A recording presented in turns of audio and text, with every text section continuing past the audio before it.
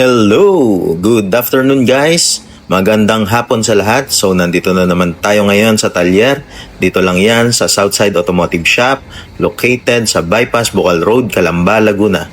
So for today's video, meron tayo ditong Ford Everest na manual transmission 2.2 6-speed. Bali ang naging problema niya is lumulusot yung clutch. So possible clutch lead na naman ito kasi ito yung common or usual na nagiging problema ng mga Ranger, Everest 3.2 or 2.2 na manual transmission. So ngayon, ibababa muna natin transmission para at least makita natin or ma-confirm kung tama nga ba na yon ang nasira. Ito yung piyesa natin, clutch lead, ni-ready na lang natin para in case na yon nga, ready na tayo, meron na tayong pamalit. So ayan, bali na ibaba na ngayon ang transmission. So tara, tingnan natin kung ano ang nangyari. So ayan, tama nga ang lumabas sa hula.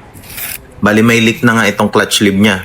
So ang gagawin na lang natin dito is i-replace natin and then ibabalik na natin. At ayan, kitang-kita naman natin sa loob na meron siyang mga sign ng leakage. So bali ito nga pala yung ating clutch lead. Ito yung may problema na, yung nag-leak. Tapos ito yung ipapalit natin, yung bago. So ayan. So before nga pala natin ikabit, syempre mag-bleed muna tayo dito sa baba para hindi na tayong mahirapang mag-bleed pag sinalpak natin yung transmission doon sa engine.